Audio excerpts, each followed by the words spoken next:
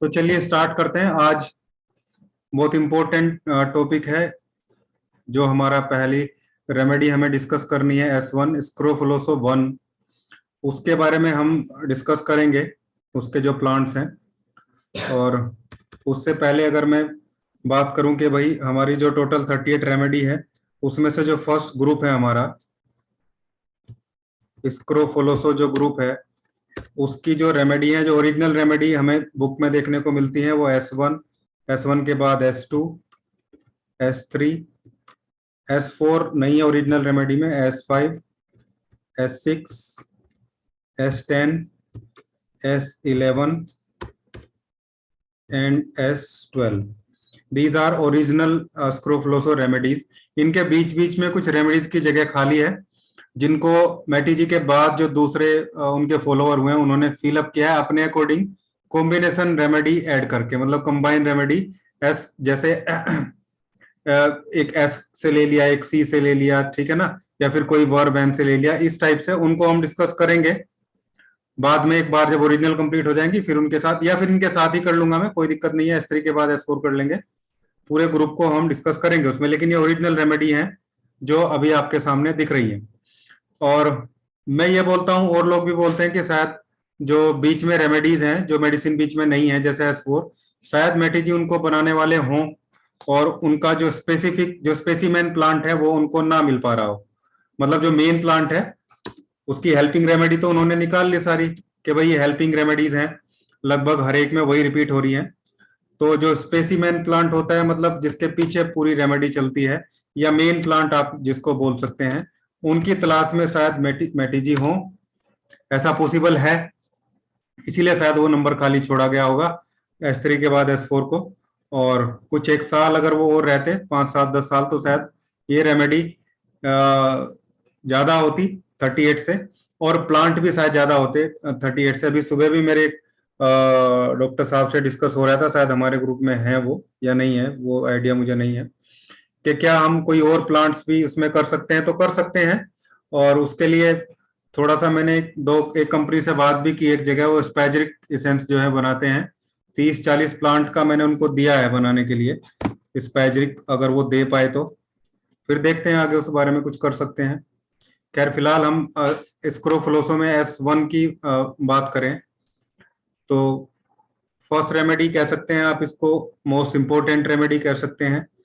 और इसमें भी जो इसका स्पेसिमेन प्लांट है नक्स वोमिका, ये आप मान के चलिए कि जो 114-115 प्लांट है हमारे, उनमें सबसे इम्पोर्टेंट प्लांट है। और इसी की वजह से जो मैक्सिमम लोग S1 को यूनिवर्सल रेमेडी बोलते हैं कि भाई सब जगह काम करती है, वो इसी प्लांट की वजह से है, क्योंकि हमारी बॉडी में ऐसा कोई पार्ट नहीं है जहाँ पे S1 का इफेक्ट ना हो देखने को। थ्रू नर्वस सिस्टम से लेके नीचे आपका पूरा सर्कुलेटरी सिस्टम, वेनस सिस्टम, सब जगह, और लिम्फेटिक सिस्टम, सब जगह नक्स वोमिका काम करता है। हालांकि डाइजेशन पे मेन इफेक्ट है, लेकिन जब ये रेमेडी डाइल्यूट होती चली जाती है तो फिर इसका इफेक्ट भी बढ़ता चला जाता है। पेट से लेके धीरे धीरे सब नर्वस सिस्टम तक सारी चीजें जो है पहुंच जाती है। किसी को एंजाइटी होती है पेट के प्रॉब्लम की वजह से, तो S1 उसकी बहुत इंपॉर्टेंट रेमेडी होती है, थोड़ा लाइटर करके आप उसको देंगे तो। और अभी मैंने जो आपको डाइल्यूशन में चीजें हमने देखी हैं वो D3 और D3 से आगे की देखी है। बीच में एक क्लास में थोड़ा सा प्रैक्टिकल चीजें लेके मैं आऊंगा कि D1 और D2 को भी हम डायरेक्टली यूज कर सकते हैं। जो एक्यूट प्रॉब्लम होती है उनमें बहुत अच्छा काम करते हैं। कई बार देखा है कि जहां आप सही आपने रेमेडी सेलेक्ट कर ली है, ना तो पॉजिटिव मेडिसिन देने से आराम हो रहा है, ना न्यूट्रल देने से, और ना नेगेटिव रेमेडी देने से, मतलब ना D4 से, ना D5 से, ना D6 से, ना उससे लाइटर से। फॉर्मूला ठीक है, फिर वही सेम फॉर्मूले को अगर हम D1 या D2 से उसकी अकॉर्डिंग बना के दे दें तो उससे बहुत अच्छा इफेक्ट देखने को जो है मिलता है। और D1 में तो बहुत सारी कंसिडरेशन ही नहीं करनी होती है आपको, नेगेटिव पॉजिटिव और बहुत सारी चीजें नहीं देखनी है, बस आपको एग्जैक्ट आइडिया होना चाहिए कि क्या सिलेक्शन आपको करना है।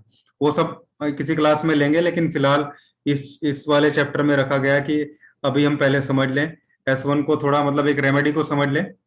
स्टार्टिंग में मैं कोशिश करूंगा आज इसके ये प्लांटेशन जो है कवर हो जाए मैक्सिमम। S1 में 2 दिन भी लग सकते हैं। स्टार्टिंग की एक रेमेडी में S1 में टाइम लगेगा, फिर धीरे धीरे उतना टाइम दूसरों में नहीं लगेगा। उसका कारण यह है कि मैटी जी ने कुछ प्लांट जो है वो सभी S ग्रुप में कॉमन रखे हैं।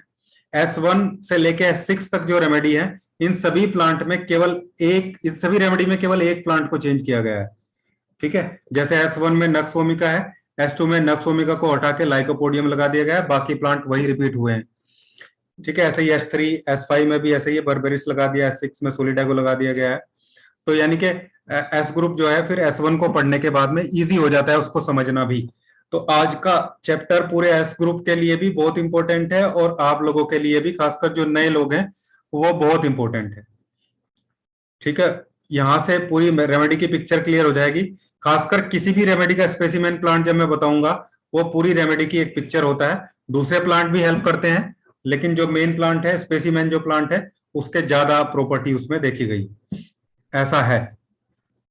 कुछ लोग बोलते हैं कि ये जो प्लांट्स हैं, जब मेडिसिन तैयार की जाती है तो इनको इक्वल क्वांटिटी में इनका स्पाइजरिक निकाल के उसको मिक्स किया जाता है, और कुछ लोग बोलते हैं कि अलग अलग वैल्यू होती है, जो मेन प्लांट होता है उसकी ज्यादा होती है, या किसी प्लांट की ज्यादा होती है, किसी की कम क्वांटिटी होती है। 100% में, परसेंटेज में उसको डिवाइड कर दिया जाता है। लेकिन मैं भी ये मानता हूं कि अगर S1 से लेके S6 तक 5 रेमेडी में केवल एक प्लांट चेंज हो रहा है, बाकी प्लांट वहीं के वहीं है, तो इसका मतलब सभी प्लांट इक्वल क्वांटिटी में नहीं हो सकते हैं। S1 में पॉसिबल है फर्स्ट रेमेडी में कि सारे प्लांट इक्वल क्वांटिटी में रहें और नक्सोमिका वहां पे हेड करे, क्योंकि नक्सोमिका वैसे भी लीड करने वाली जो रेमेडी है वो देखी गई है। लेकिन बाकी रेमेडी में ऐसा पॉसिबल नहीं है, क्योंकि बाकी ऑर्गन की रेमेडी भी है। S1 को आप किसी एक स्पेसिफिक ऑर्गन से डिनोट नहीं कर सकते। हालांकि स्टमक पे बोलते हैं कि स्टमक की है, लेकिन केवल स्टमक पे नक्सोमिका काम नहीं करता, वो सब जगह काम करता है। तो कहीं ना कहीं जो मेन रेमेडी है, जो स्पेसिमेन रेमेडी है, उसकी जो क्वांटिटी है वो ज्यादा रखी गई होगी सभी रेमेडीज में। जैसे S2 में लाइकोपोडियम को थोड़ा डोमिनेटिंग कैरेक्टर में रखा, हालांकि लाइकोपोडियम खुद भी एक डोमिनेटिंग रेमेडी है, और वो कहीं ना कहीं उसका इफेक्ट रहता है। लेकिन एक और तरीके से भी हम देख सकते हैं, क्योंकि इन चीजों में बिल्कुल भी क्लियरिटी नहीं है किसी भी बुक में। एक बुक में कुछ और पढ़ा जाएगा, दूसरी बुक में कुछ और पढ़ा जाएगा। दूसरा, जैसे होम्योपैथी को जानने की बात है, होम्योपैथी को जानने के लिए जरूरी है, और ये कहने में भी कोई दिक्कत नहीं है कि भाई हम प्लांट को पढ़ रहे हैं। कुछ लोग बोलते हैं कि भाई आप प्लांट को सिस्टमिक तरीके से डिस्क्राइब कर रहे हैं, तो ये होम्योपैथी जैसा हो गया।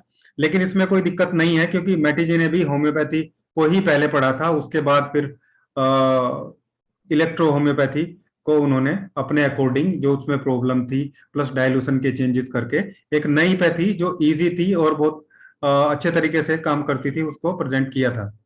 तो अगर हमें भी इलेक्ट्रोहोम्योपैथी को समझने के लिए प्लांट को पढ़ना पड़े तो क्या दिक्कत है। अभी भी बहुत सारे ऐसे सीनियर लोग हैं जो इलेक्ट्रोहोम्योपैथी करते थे, फिर बहुत चीजें समझ में नहीं आई, फिर उन्होंने होम्योपैथी की। हाँ, मैं पहले होम्योपैथी करता था, और होम्योपैथी प्लांट को नॉलेज पहले से थी, इसलिए इलेक्ट्रोहोम्योपैथी समझने में बहुत ज्यादा मुश्किल मुझे नहीं हुई। प्लांट को देखते ही मैं स्टार्टिंग में बिना किसी से समझे, बिना किसी से देखे ही मैं मेडिसिन के प्लांटेशन देख के उसमें समझ गया था कि क्या हेड रखा गया और किसको क्यों वहां पे रखा गया। तो इसमें कोई प्रॉब्लम नहीं है, हमें प्लांट पढ़ने चाहिए। किसी भी प्लांट की प्रॉपर्टी किसी पैथी से संबंधित नहीं होती है। लाइकोपोडियम या हेड्रेस्टिस, या जो आपके सामने प्लांट अभी दिख रहे हैं, स्माइलेक्स मेडिका या सरसापरिला भी जिसे बोलते हैं, ये सब जगह यूज होते हैं। ये प्लांट, मैक्सिमम जो प्लांट है वो आयुर्वेद में भी यूज होते हैं, होम्योपैथी में भी यूज होते हैं, इलेक्ट्रो होम्योपैथी में भी यूज होते हैं, यूनानी में भी यूज होते हैं। ठीक है, और भी जो हर्बल रेमेडीज हैं, चाइनीज हर्बल रेमेडी, उनमें भी प्लांटेशन यूज होते हैं। तो प्रॉपर्टी तो किसी प्लांट की चेंज नहीं होगी। हाँ, उसको प्रिपेयर करने के तरीके के बाद उसका जो एक्शन है, वर्क ऑफ एक्शन जो है, वो थोड़ा डिफर हो सकता है। वो किस तरीके से किस पैथी में काम करेगा, वो अलग चीज उसमें हो सकती है। तो यहाँ इसलिए हमें प्लांट को बहुत अच्छे से समझना जरूरी है। जहां हम समझेंगे तो सब पिक्चर जो है क्लियर हो जाएगी। अभी बहुत इतना कोई डिटेल में तो नहीं, तो मैं आपको बताऊंगा कि आप लोग उलझ जाएं, लेकिन आप लोग चाहें तो पढ़ सकते हैं प्लांट को अलग से भी। लेकिन फिर भी मैं इतनी स्टडी आपको उसमें निकाल के लेके आया हूं कि आप लोग इजिली जो है समझ सकते हैं हर एक प्लांट की प्रॉपर्टी, किस रेमेडी में क्यों रखा गया है, और किस रेमेडी में जाने के बाद वो प्लांट कैसे इफेक्ट जो है वो डालेगा। तो लेटर ऑन दूसरे जो रेमेडीज हैं उसमें अलग अलग प्लांट उसके अकॉर्डिंग हम लेते रहेंगे। आज हम S1 की बात कर रहे हैं। इससे पहले जो बेसिक लेक्चर थे उसमें हमने केवल डाइल्यूशन के बारे में समझा है, कैसे प्रिपेयर करें वो समझा है। ठीक है, और जो कुछ बेसिक था स्टार्टिंग में वो हमने क्लियर किया। तो समझिए आज हमारी मटीरिया मेडिका स्टार्ट हो रही है, और S1 पे थोड़ा टाइम देने के बाद फिर थोड़ा इजिली ये इसको हो जाएगा। तो नक्स भूमिका की हम बात करें, ये S1 का स्पेसिमेन जो प्लांट है वो है, और इसका यूज जो है S1 रेमेडी में किया गया है। S1 का सबसे पहला प्लांट है। आप ऐसे भी बोल सकते हैं कि मैटी जी ने S1 सबसे पहले बनाई थी, S1 रेमेडी। और S1 को बनाने के लिए भी जो सबसे पहली डिस्कवरी थी उनकी, या जो सबसे पहली रेमेडी उन्होंने सेलेक्ट की थी वो थी नक्स भूमिका। Just a minute.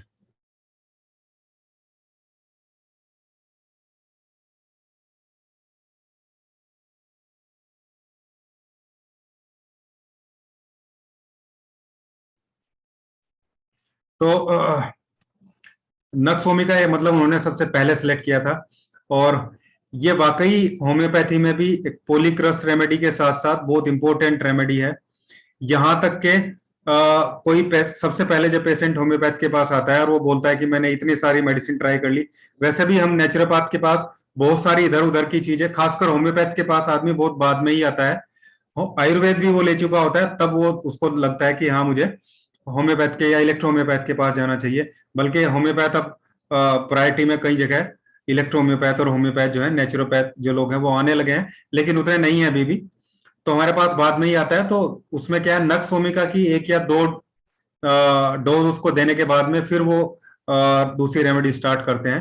मतलब नक्स भूमिका एक तरीके से सारी जो दूसरे सिस्टम की रेमेडी है उनका एंटीडोट है। और ये सच्चाई भी है कि बहुत सारी एलोपैथी मेडिसिन लेने के पास कोई आता है तो उसको नक्स भूमिका दिया जा सकता है। मतलब हम S1 हमें उसको देना चाहिए। D5 में या D6 में हम दे सकते हैं, खाना खाने के पहले या खाना खाने के साथ भी। अगर वो जिस ग्लास में थोड़ा या 1 कप में पानी लेके बैठा है उसमें 2-4 बूंद D4 D5 की या D6 की, जो भी आपको लगे अकॉर्डिंग टू, उसको दे सकते हैं। D5 या D6 ज्यादा अच्छा रहता है। तो 2 या 3 डोज लेने के बाद बाकी आप ट्रीटमेंट शुरू करेंगे तो जो है वो उसकी जो सारी की सारी जो प्रॉपर्टी उसकी दूसरे सिस्टम की है वो रिजोल्व हो जाएंगी। जैसे कोई मेडिसिन या कोई फॉर्मूला काम करना बंद कर दे तो हम वर्वन की कुछ गोलियां D4 या D5 की देके दोबारा ट्रीटमेंट स्टार्ट कर सकते हैं। वैसे नक्स भूमिका से आप ट्रीटमेंट को शुरू कर सकते हैं। तो हालांकि ये पॉइजनस प्लांट है एक। माइक ऑफ कर लीजिए सब लोग।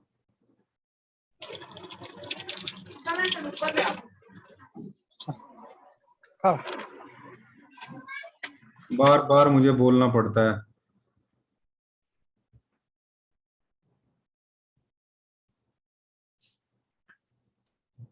तो ये एक पॉइजनस प्लांट है। मतलब इसको अगर आप क्रूड का मतलब जो डायरेक्ट प्लांट से निकलता है उस वाली सिचुएशन में अकेले प्लांट को ले लेंगे या फिर इस प्लांट को ले लेंगे तो इससे बहुत सारे एग्रेवेशन, खासकर उल्टी और दस्त की जो सिचुएशन है वो और बेहोशी जो है वो देखी जाती है इसमें। इसलिए इसको डायल्यूट करके जो है वो लिया जाता है। लेकिन फिर भी इलेक्ट्रोहोम्योपैथी में हमारे प्लांट की जो पॉइजनस वैल्यू है वो खत्म हो जाती है। मैंने फर्स्ट या सेकंड लेक्चर में आपको बताया था कि जो पॉइजनस प्लांट है उनके जो एल्कोलॉइड्स होते हैं, एल्कोलॉइड सी एक्चुअली जो किसी प्लांट की जो प्रॉपर्टी है, पॉइजनस प्रॉपर्टी है वो होती है। और जब मेडिसिन कोई डिस्टिल वाटर में बनती है तो डिस्टिल वाटर में वो एल्कोलाइड्स जो है डिजोल्व नहीं होते हैं, इसलिए उसकी जो हार्मफुल प्रॉपर्टी है वो हमारे क्रूड में स्पेजरिक में नहीं आ पाती है। लेकिन फिर भी जो है वो प्लांट है। फिर अब अगर हम इसके सिम्टम की बात करें, नक्स भूमिका के बहुत इंपॉर्टेंट प्लांट है। तो ऐसे पेशेंट जो आपको बोले कि भाई नक्स भूमिका की प्रॉपर्टी में आप ध्यान रखें कि उसको बार बार जो है स्टूल जाना पड़ता है, एक बार में पेट साफ नहीं होता है, मतलब सेटिस्फेक्शन नहीं होता है उसको लैट्रिन का एक बार में 2 बार 3 बार 4 बार वो दिन में जाता है। तो वहां पे आप उसको S1 जो है दे सकते हैं। मतलब नक्स भूमिका उसकी प्रॉपर्टी है, लेकिन इसके साथ स्लास भी आपको देना पड़ेगा। खाना खाने के पहले S1 और रात को सोते हुए स्लास, या फिर स्लास को आप डाइल्यूट करके देंगे तो और भी अच्छा काम करेगा। 30 में या 100 में देंगे, दिन में 3 बार 10-10 गोली, या फिर 10-10 5-5 ड्रॉप 5-5 10-10 ड्रॉप डाइल्यूट करके डिस्टिल वाटर में। तो ऐसी प्रॉब्लम जो है, जो लोग ऐसा बोलते हैं कि उनको एक बार में पेट साफ नहीं होता है, उनको S1 बहुत अच्छा प्लांट है। मतलब नक्स भूमिका उनके लिए बहुत अच्छा प्लांट है।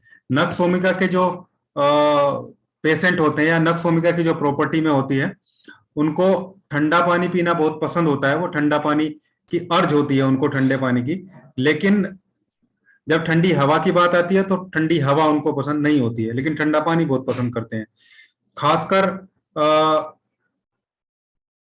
ऐसे लोग भी नक्स भूमिका की प्रॉपर्टी में आते हैं जिन लोगों को स्टिमुलेंट्स जो है उनकी इच्छा होती है ज्यादा, मतलब चाय कॉफी की इच्छा उन लोगों को ज्यादा होती है, और कोल्ड ड्रिंक्स हो गई या जो तीखी चीजें हैं उनकी इच्छा उनको ज्यादा होती है। लेकिन ऐसी चीजें खाना खाने के साथ ही उनका पेट जो है वो खराब हो जाता है। ऐसे लोग नक्स भूमिका के जो प्रॉपर्टी वाले लोग हैं, ये प्लांट की प्रॉपर्टी बता रहा हूं मैं, होम्योपैथी से बिल्कुल रिलेट नहीं करती है, रेमेडी की प्रॉपर्टी है। जब आप सिम्टम लेंगे किसी पेशेंट के, ये तो आपके सामने आएंगे और आपको बहुत बेनिफिट होगा S1 को सेलेक्ट करने में। दूसरा, मैटी जी ने भी यही सारी चीजें लेके तब जाके उसको चीजें जो है बनाई थी। और आराम तलब लोग होते हैं, ऐसे सीडेंटरी लाइफ जीते हैं, या ऐसे लोग जो बाय प्रॉपर्टी नक्स भूमिका नहीं है लेकिन उनकी लाइफ ऐसी है। कंप्यूटर पे बैठ के काम करने वाले लोग, पूरा दिन बैठ के काम करने वाले लोग जो हैं, उनकी जितनी भी पेट की प्रॉब्लम है उन सबका सॉल्यूशन नक्स भूमिका मतलब S1 आप उसमें देख सकते हैं।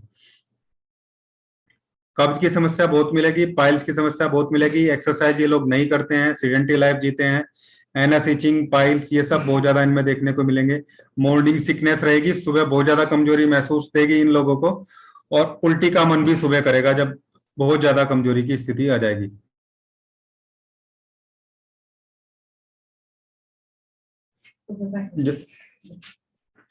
तो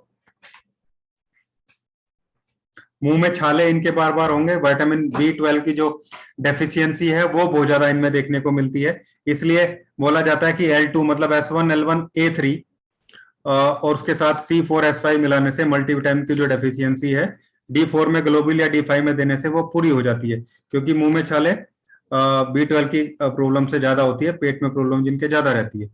इन लोगों को जब जुकाम होगा, सर्दी होगी, तो S1 के जो पेशेंट होंगे मतलब नक्स भूमिका के जो पेशेंट होंगे, रात को जो इनका नाक है वो आपको रात को जो नोज है वो ब्लॉक रहेगा, दिन में मोस्टली जो है वो ओपन रहता है। ये कुछ बहुत मोस्ट इंपोर्टेंट प्रॉपर्टीज मैं आपको इन लोगों की बता रहा हूं। और नक्स भूमिका नोज की म्यूकस मेम्ब्रेन पे भी काम करता है सर्दी खांसी में, इसलिए S1 में हमने सॉरी जो कोल्ड था उसमें हमने S1 को लिया था। और हालांकि टेम्परामेंट के अकॉर्डिंग भी ये लिम्फेटिक टेम्परामेंट को बिल्कुल सुटेबल बैठता है नक्स भूमिका, वही सारी प्रॉपर्टीज में आ जाती है। और बैठकर काम करते हैं उनकी तो बहुत इंपॉर्टेंट रेमेडी है। उन लोगों को आप खाना खाने के पहले S1, खाना खाने के बाद S10 और रात को जो है वो सलास दीजिए। S1 और S10 के साथ में आपको दूसरी हेल्पिंग रेमेडी जरूर लगानी होती है, जैसे S1 L1 A3 और S10 L1 A3 या S10 के साथ F1WE, जो भी आपको लगे उसके सुटेबल। लीवर की प्रॉब्लम है तो S10 की जगह S5 भी आप ले सकते हैं खाना खाने के बाद में। तो ये चीजें आपको सेट करके रखनी है। लीवर की प्रॉब्लम बहुत ज्यादा देखने को मिलती है जो बैठ के काम करते हैं, खासकर फैटी लीवर बहुत ज्यादा वहां पे रहता है। और ये लोग जो है सुबह जब उठेंगे तो थोड़े आलसी से रखेंगे, लेकिन जैसे जैसे दिन बढ़ता जाएगा शाम को एक्टिव हो जाते हैं, और रात को बहुत देर तक नक्स भूमिका के जो प्रॉपर्टी है, या जो लोग S1 के जो पेशेंट होते हैं, नक्स भूमिका के जो पेशेंट है, रात को बहुत देर तक वो जागते हैं, 1 बजे 2 बजे 3 बजे तक, और सुबह फिर वही सुस्ती वाली हालत उनकी रहती है। एक बार रात को जब आंख खुल जाती है इनकी सोते सोते, फिर थोड़ी देर में नींद आती है। ये भी प्रॉपर्टी है, लिम्फेटिक टेम्परामेंट की प्रॉपर्टी भी है, S1 की प्रॉपर्टी भी है। और नक्स भूमिका बहुत सारे लोगों को जो है सूट करता है, मुझे भी बहुत सारी प्रॉपर्टी नक्स भूमिका की है। हालांकि मेन प्लांट नहीं है मेरा, मेन लाइकोपोडियम है। मैं अपनी प्रॉपर्टी के अकॉर्डिंग अगर देखूं, मतलब S2 S1 S2 दोनों लिम्फेटिक को हम दे सकते हैं। पेट में जलन बहुत रहती है इन लोगों को, और खासकर खाने के आधे घंटे बाद 1 घंटे बाद, ऐसी कंडीशन में आप इनको नक्सोमी का मतलब S1 C15 और B अगर देंगे खाना खाने के पहले या बाद में भी दे सकते हैं। अगर एक ही बोतल बना के दें तो बाद में दे दिए, नहीं तो पहले भी दे सकते हैं। देंगे तो इस पेट की जलन वाली जो कंडीशन है इसमें आराम मिलेगा। पेट बहुत फूलता है इन लोगों का, और जो है जो गैस बनती है, गैस ऊपर मुंह के रास्ते इन लोगों की निकलती है डकार के थ्रू, बहुत ज्यादा डकार जब देखने को मिलती है। तो आप S1 नक्सोमी का मतलब S1 को दे दे तो एकदम से आराम हो जाता है। हिचकी के केस में भी बहुत अच्छा काम करती है। अभी आज ही शाम के टाइम एक पेशेंट मेरे पास आया था, पूरा दिन से उसकी हिचकी नहीं रुक रही थी। मैंने वहीं उसको जो S1 है, हालांकि मैंने और भी उसके साथ दिया, लेकिन S1C15 मेन उसमें कॉम्बिनेशन में था। और D5 का कॉम्बिनेशन की मुश्किल से आधा ग्लास पानी में 2-4 बूंद डाल के दी, धीरे धीरे उसने पिया, 5 मिनट में हिचकी रुक गई। फिर आधे 1 घंटा बैठ के गया, तब तक हिचकी बंद ही थी। तो नक्सोमिका बहुत अच्छा काम करता है C15 के साथ जब हिचकियां आती हैं, हिकअप मतलब। और हर्निया में भी बहुत अच्छी रेमेडी है S1 के साथ। दूसरी रेमेडी आपको सिलेक्ट करनी है हर्निया की जगह C15 C10, ठीक है। वो सिलेक्ट करके बाकी जब टॉपिक आएगा तो हर्निया पे हम डिस्कस करेंगे। फिलहाल नक्सोमिका मतलब S1, नक्सोमिका का मतलब S1 सीधा सीधा। नक्सोमिका की प्रॉपर्टी ही मैंने ये सारी आपको बताई है। बहुत इंपॉर्टेंट प्लांट है और बहुत कुछ इसके बारे में बताया जा सकता है, बहुत सारी चीजें डिस्कस की जा सकती है, लेकिन फिर बहुत लंबा हो जाएगा और फिर वही चीजें आ जाएंगी कि भाई अगर हम एक एक चीज डिस्क्राइब करते चले तो फिर वही होम्योपैथिक डिस्क्रिप्शन हो जाएगी। फिलहाल मैंने सिर्फ उतना ही रखा है जितना इलेक्ट्रोहोम्योपैथ के लिए जानना जरूरी है और उसको चीजें समझ में आ जाए। दूसरा इंपॉर्टेंट प्लांट है S1 का हाइड्रेस्टिस कैंडेंसिस, और लीवर पे बहुत अच्छे तरीके से ये इफेक्ट करता है, बहुत अच्छे तरीके से काम करता है। S1 में ये पड़ा हुआ है तो S1 की प्रॉपर्टी ये भी है। ये मैं बोलूंगा तो इसका मतलब ये नहीं है कि S1 की प्रॉपर्टी नहीं है, लेकिन ये बाकी भी सभी रेमेडी में पड़ा हुआ है। नक्सोमिका केवल S1 में है, लेकिन हाइड्रेस्टिस कैंडेंसिस पूरे S ग्रुप में पड़ा हुआ है। S1 से लेके S12 तक सभी जो रेमेडी है उसमें आपको हाइड्रेस्टिस कैंडेंसिस देखने को मिलेगा, और लीवर के थ्रू ये अपने इफेक्ट को जो है दिखाता है मैक्सिमम केस में। लेकिन कॉन्स्टिपेशन में भी जो हाइड्रेस्टिस कैंडेंसी है उसका इफेक्ट है, खासकर जब स्टूल बहुत हार्ड हो और डार्क कलर का स्टूल हो, ब्लैकिश ब्राउनिश स्टूल हो, और कई बार वो राउंड शेप में भी होता है, जैसे बकरी का स्टूल आपको देखने को मिलेगा। लीवर की प्रॉब्लम होने की वजह से भी ब्लैक स्टूल हो जाता है, तो वहां भी हाइड्रेस्टिस कैंडेंसी। लेकिन तब आप S1 ना देके आपको सिम्टम सारे मिलेंगे तो वहां पे S5 ज्यादा सुटेबल रहता है। लेकिन फिलहाल हम क्योंकि हाइड्रेस्टिस कैंडेंसिस को पढ़ रहे हैं, जब हम S1 को पढ़ रहे थे तो केवल जब हम नक्सोमिका को पढ़ रहे थे तो केवल S1 को देख रहे थे, क्योंकि नक्सोमिका केवल S1 में है। लेकिन अब हम हाइड्रेस्टिस कैंडेंसिस को पढ़ रहे हैं तो इसमें पूरे ग्रुप की पिक्चर है। केवल ऐसा नहीं है कि भाई इसमें हमने केवल S1 को देखना है। ये हाइड्रेस्टिस कैंडेंस की प्रॉपर्टी का मतलब पूरे ग्रुप में पड़ा हुआ है और ये सारी प्रॉपर्टीज में आपको देखने को मिलेगी।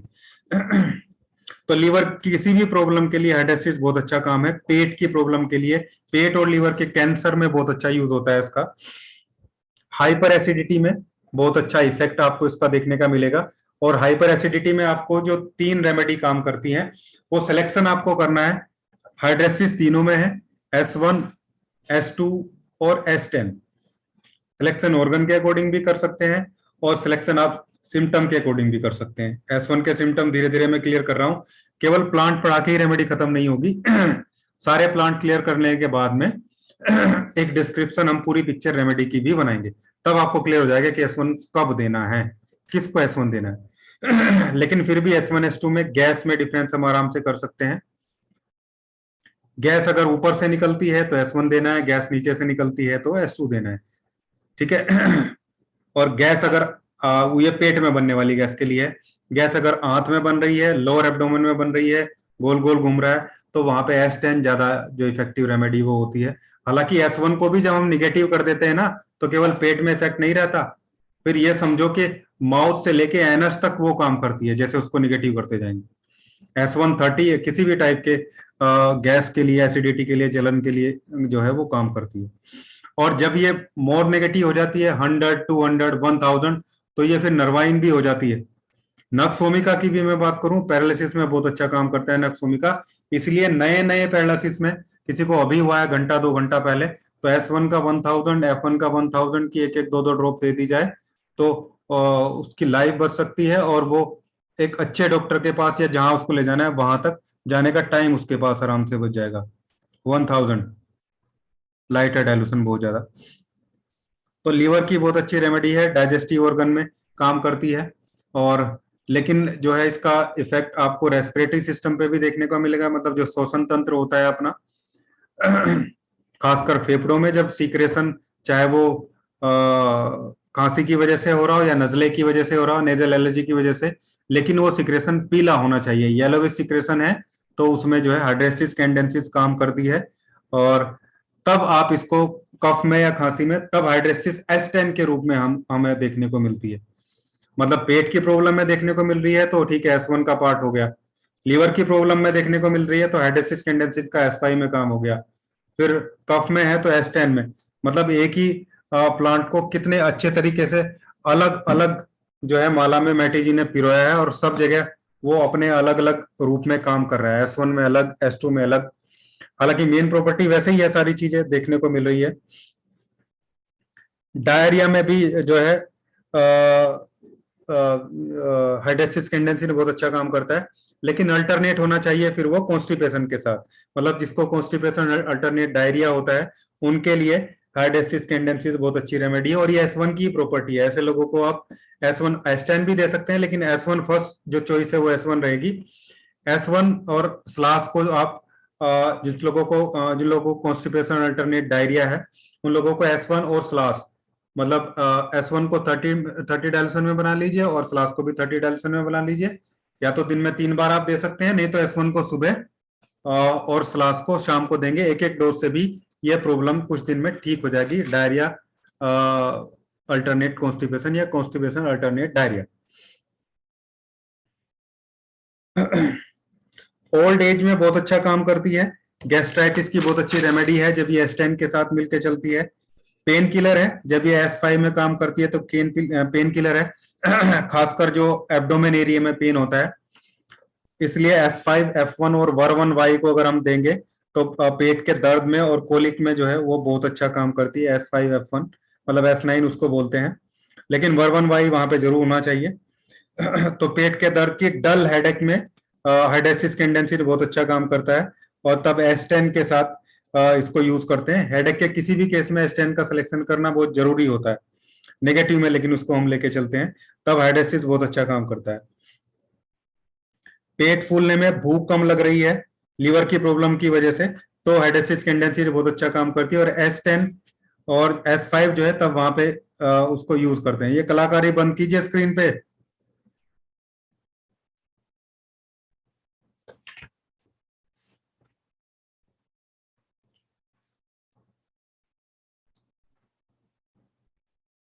किसी भी टाइप की वीकनेस हो रही है, खासकर ऐसी वीकनेस जो बहुत ज्यादा उल्टी होने की वजह से या बहुत ज्यादा दस्त होने की वजह से देखी गई है, वहां पे आप जो है इसका सिलेक्शन कर सकते हैं। और S1 ही बहुत अच्छा काम करता है, वहां पे S1 में ही इसकी प्रॉपर्टी देखने को मिलती है। मैं तो बोलूंगा किसी की भी वीकनेस है और उसका टेम्परामेंट आपको मिक्स दिख रहा है या लिम्फेटिक दिख रहा है, तो आप S1 की D5 या D4 की 4 ग्लोब्यूल या 5 ग्लोब्यूल 1 कप पानी में घोल के खाने खाने के साथ दे दीजिए, और फिर देखिए कि जो कमजोरी है वो बहुत जल्दी से चली जाएगी और भूख बहुत लगनी शुरू हो जाएगी। जिनको भूख नहीं लगती है उन पे आप इसको ट्राई कर लीजिए। बहुत ज्यादा टेस्टेड फॉर्मूला है, ऐसे बच्चों के लिए भी बहुत टेस्टेड फॉर्मूला है। उन बच्चों को आप S1 की, जो छोटे बच्चे हैं 5 साल से नीचे हैं, तो 1 ड्रॉप दे दीजिए या 2 ड्रॉप दे दीजिए D4 या D5 की, या ग्लोबिल दे दीजिए, ग्लोबिल में बना हुआ है तो। या वो दूध पीते हैं, अगर बोतल से पीते हैं उसी में एक एक गोली घोल के दे दीजिए, तो उनकी भूख जो है वो बढ़ती चली जाएगी। और हेल्दी जो है वो, क्योंकि लिम्फ की जो क्वालिटी है वो मेंटेन होगी, और लिम्फ की क्वालिटी मेंटेन होगी, लिम्फ की क्वालिटी जो है वो एनहेंस होगी, बढ़ेगी, तो न्यूट्रिशन बहुत अच्छे से मिलेगा, सब जगह तक न्यूट्रिशन पहुंच जाएगा। क्योंकि एंड में जो पूरा का पूरा न्यूट्रिशन का जो काम है और प्यूरिफिकेशन का जो काम है वो लिम्फ के थ्रू ही होना है। तो ये ऐसी कमजोरी को बहुत जल्दी ठीक करेगी। और S1 की प्रॉपर्टी है। W भी आप साथ में दे सकते हैं। कमजोरी के किसी भी केस में आपको कुछ भी समझ में नहीं आ रहा है तो S1W सिलेक्ट कर लो और बस किसी को भी दे दो।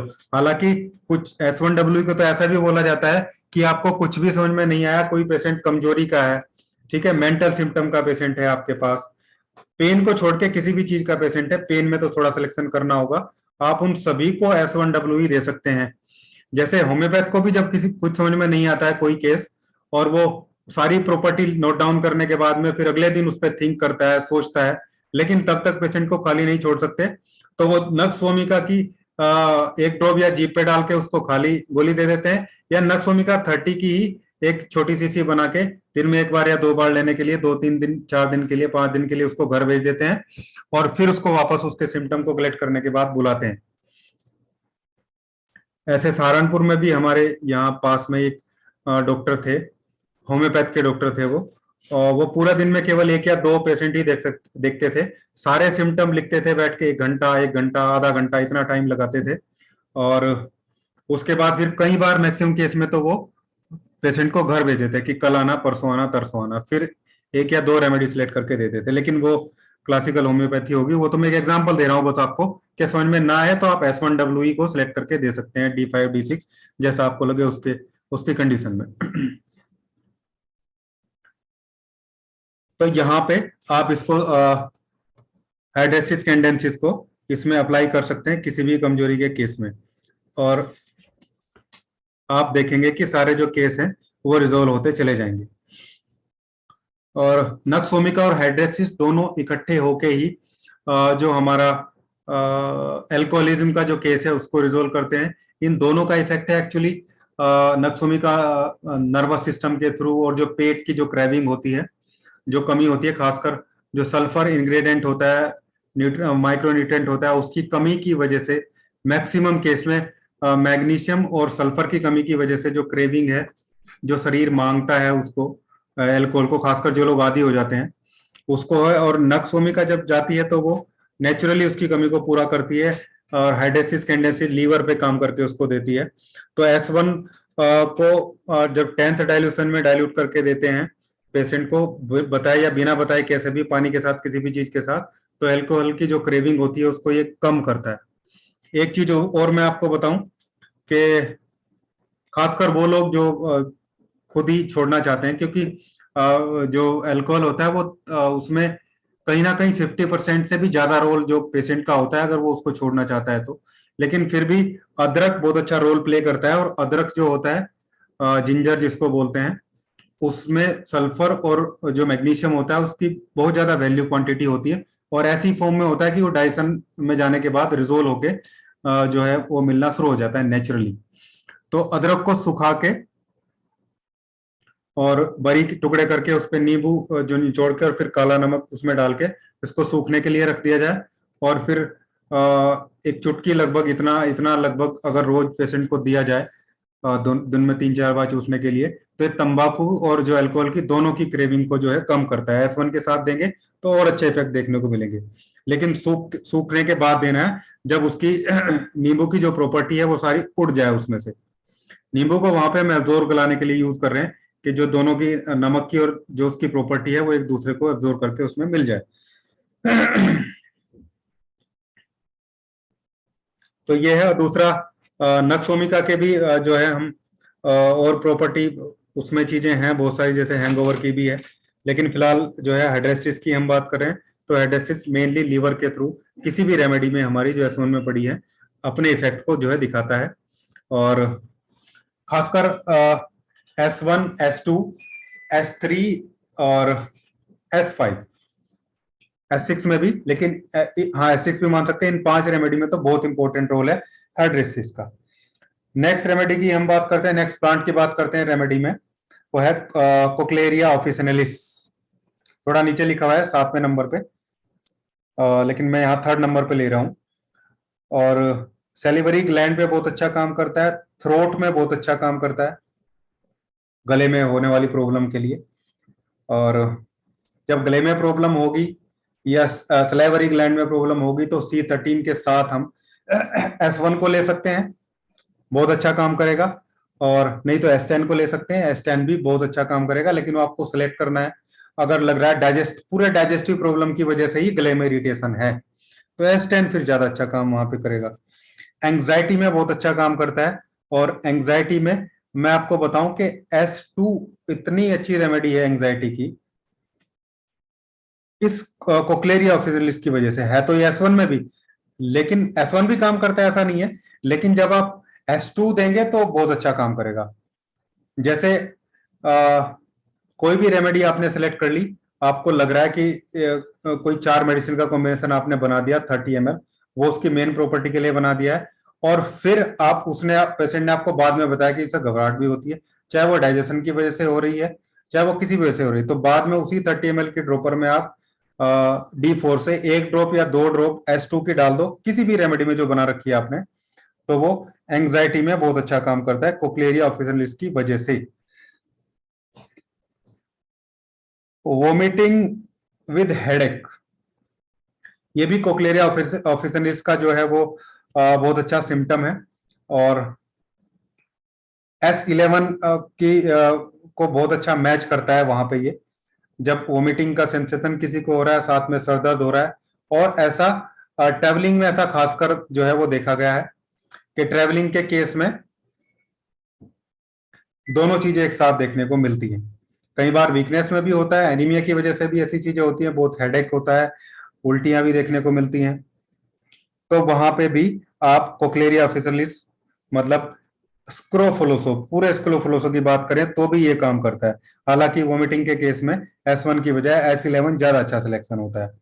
पूरी पिक्चर प्लांट की जो है क्लियर हो रही है, अलग अलग रेमेडी में भी क्लियर हो रही है, इसलिए जब मैं S2 पे जाऊंगा तो कोक्लेरिया ऑफिशियलिस पढ़ाने की जरूरत मुझे नहीं पड़ेगी, फिर केवल जो उसका स्पेसिमेन प्लांट है वो हम पढ़ेंगे। स्टोमक में पेन हो रहा है, कोलिक हो रहा है, किसी को पेट दर्द हो रहा है, बेल्चिंग हो रही है, मतलब जो एसिड रिफ्लक्स हो रहा है किसी को, तो वहां पे कोक्लेरिया ऑफिशियलिस काम कर सकता है। और इन सारे केस में मैंने आपको बताया S2, S5 और S10 सिलेक्शन आपको करना है। सीधा सीधा लीवर इनलोड दिख रहा है तो S5 वहां पे लेना फिर जरूरी होता है, और अदरवाइज तो S2 और S10 से काम हो जाता है। S2 मैक्सिमम जो केस है वहां पे काम करता है, खासकर ये भाई कलाकारी वाले लोग मान नहीं रहे हैं, खासकर जितने भी एसिडिटी के और गैस के केस होते हैं S2 का बहुत अच्छा इफेक्ट है। लेकिन अगर S1 के साथ सिम्टम मैच हो रहे हैं फिर उसके बराबर कोई नहीं है, S1 से बेस्ट कोई नहीं है वहां पे सिम्टम। अब ये प्लांट पढ़ने के बाद में भी जब हम पढ़ेंगे कल, हालांकि नंबर आएगा S1 की जो मेन प्रॉपर्टी है उसका, आज तो सारे प्लांट ही हम पूरे करेंगे, तो पूरी पिक्चर S1 की वहां पे क्लियर हो जाएगी कब सिलेक्ट करना है। लेकिन प्लांट की बात करें, 5 जगह प्लांट पड़ा है, 6 जगह 7 जगह पड़ा है, तो सब हमें जानना जरूरी है। Back pain, muscle pain, joint pain में सब जगह कोक्लेरिया ऑफिशियलिस काम करता है, जगह बदलने वाला दर्द हो चाहे फिर एक जगह होने वाला दर्द हो। लेकिन जब पेन की बात करते हैं हम, फिर चाहे वो बैक में हो रहा है, मसल में हो रहा है या जॉइंट में हो रहा है, तो S5 वहां पे सिलेक्शन रहता है। हालांकि S1 भी हमेशा वहां सिलेक्शन मिलता है, इसलिए मैं भी बताता हूं कि L2, S5, C4 और RE या G जो आपको लगे, ये जो है किसी भी टाइप के जॉइंट पेन में काम करता है। तो S1 का सिलेक्शन भी है और S5 का सिलेक्शन भी है। लेकिन जब इलेक्ट्रोहोम्योपैथी में हमारी रेमेडी चाहे वो कॉम्बिनेशन रेमेडी है, अगर आपने S1, L1, A3 को मिक्स कर दिया तो अब वो एक रेमेडी हो गई, उसकी प्रॉपर्टी कंप्लीटली चेंज हो जाएंगी। फिर आप उसको S1 नहीं बोल सकते, L1 नहीं बोल सकते। S5, L1, A3 तीन रेमेडी मिल गई तो प्रॉपर्टी कंप्लीटली जो है उसकी चेंज हो जाएंगी। S2, L1, A3 या S2 के साथ आपने C2 ले लिया, ठीक है, वर1 बी ले लिया, तो पूरी रेमेडी मिलके एक तरीके से काम करेगी। लेकिन हमें थोड़ा सेट करना होगा कि मेन रेमेडी हमें कहाँ भेजनी है, उसकी थोड़ी वैल्यू हमें ज्यादा रखनी होगी, ठीक है, ये ध्यान हमें जरूर रखना है। जैसे एसिडिटी में आप काम कर रहे हैं, आपने कोई सिलेक्शन किया 5 रेमेडी का, उसमें S2 है और B है, तो आपको देखना है कि भाई S2 की वैल्यू थोड़ी ज्यादा रहे, B की वैल्यू थोड़ी ज्यादा रहे, ताकि वहां पे जो चीजें हैं वो डाइल्यूट हो सके, जो एसिड रिफ्लक्स वहां पे देखने को मिल रहा है। या फिर ऑर्गन पे काम करना है, आपको लग रहा है कि भाई एसोफेजियल स्पिंक्चर की प्रॉब्लम है, इसकी वजह से रिफ्लक्स हो रहा है, ठीक है, एसोफेजियल स्पिंक्चर जो है वो लूज हो गया है, तो खाना वापस जो है फूड पाइप में आ जाता है, तो फिर आप देखिए आपको S2 वहां पे रखना है, S2 काम करता है, S2 C2 पूरे फूड पाइप पे काम करता है। ये पिक्चर भी हम क्लियर करेंगे कि पूरे के पूरे आउटवर्ड सिस्टम पे क्या कौन सी रेमेडी काम करती है।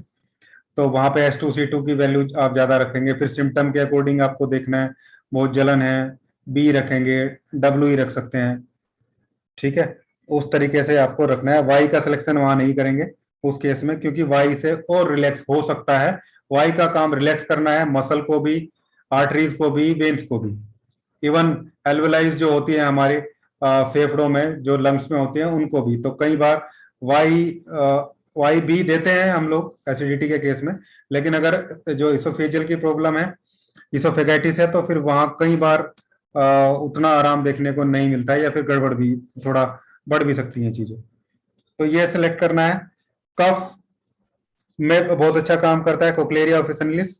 चेस्ट जब पेनफुल हो, रफ थ्रोट हो बहुत ज्यादा, सोरनेस हो थ्रोट में, ऐसा लग रहा है जैसे कुछ खिंच रहा हो गले में से, कुछ चिपक गया है, वो उतारने की कोशिश कर रहे हैं, जब ऐसे करके उतारते हैं तो फिर जहां से लगता है कि उतरा है वहां पे जलन जैसी स्थिति होती है गले में, तो कोक्लेरिया ऑफिसिनालिस बहुत अच्छा काम करता है। तब एस्टेन हम वहां पे यूज कर सकते हैं। और एस्टेन के साथ एस्टेन A3B, एक कफ का फॉर्मूला बता रहा हूँ बहुत अच्छा आपको, मैं लिख देता हूं यहाँ पे।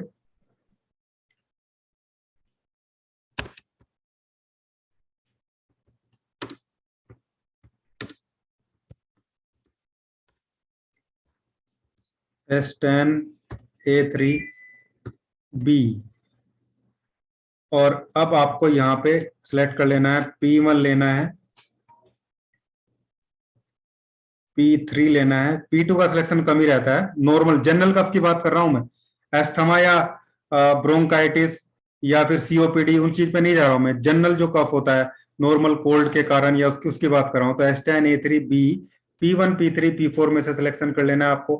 ओल्ड एज वाले के लिए P4, या 4 6 7 8 10 12 दिन से हो रहा है तो भी P4 लेंगे, ठीक है। फीमेल है, छोटा बच्चा है तो P3 लेंगे, मेल है और 12 साल से ऊपर है तो P1 लेंगे। ये normal consideration P1 P3 P4 के लिए रहता है। हालांकि प्लांट वाइज कंसिडरेशन भी है, लेकिन अभी हम वहां नहीं पहुंचे तो इसलिए नॉर्मल कंसिडरेशन की बात कर रहे हैं।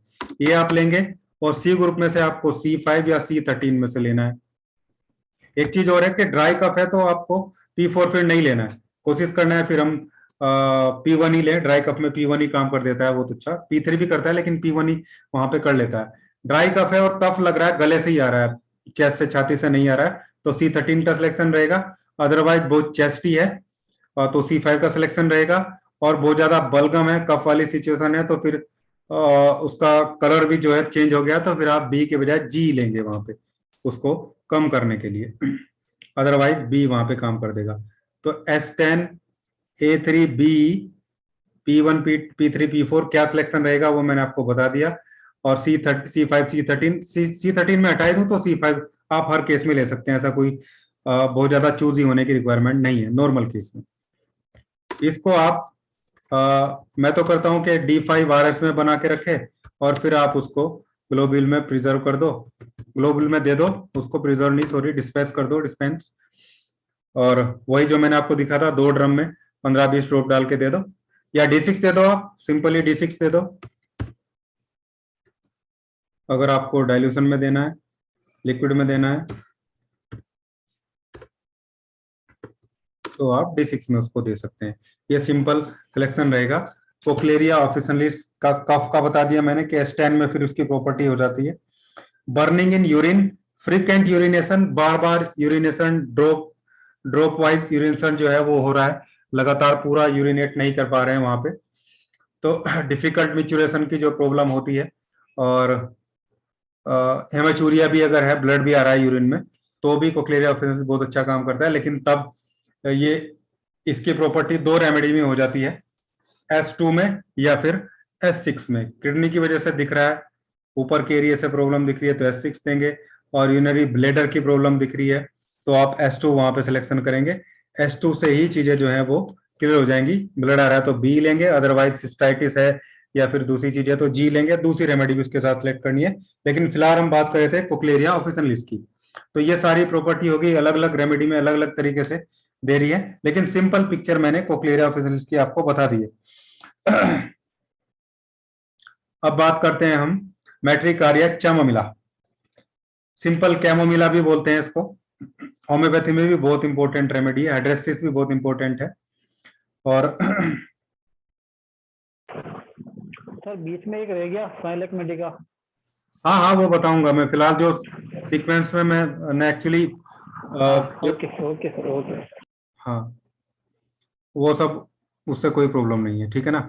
तो मैट्रिकारिया चैमोमिला जिद्दी टाइप के जो पेशेंट हैं, एक चीज के लिए जिद करते हैं, बच्चे ऐसे जो रोते रहते हैं बार बार एक चीज के लिए, और उनके लिए चैमोमिला बहुत अच्छी रेमेडी है।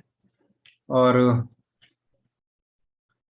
जो रात को पेशाब करते हैं बच्चे, वहां भी काम करता है। हालांकि दूसरी रेमेडी भी काम करती हैं, लेकिन हम चमोमिला का भी वहां पे, खासकर उन बच्चों के लिए जो जिद्दी टाइप के बच्चे होते हैं, रात को बिस्तर पे पेशाब भी करते हैं, उनमें चमोमिला जो है अच्छा काम करता है। रेस्टलेसनेस, मतलब बहुत ज्यादा बेचैन प्रकृति का जो आदमी है, जिद्दी है, थ्रोबिंग हेडेक हो रहा है उसको, हर टाइम फूलता रहता है, ऐसे करता रहेगा चाहे उसको बीमारी है या नहीं है, लेकिन उसके हाव भाव से ऐसा लगेगा कि बहुत प्रॉब्लम है उसके साथ। थोड़े से पेन में ही बहुत ज्यादा पेन उसको महसूस देगा या महसूस कराने की कोशिश करेगा वो।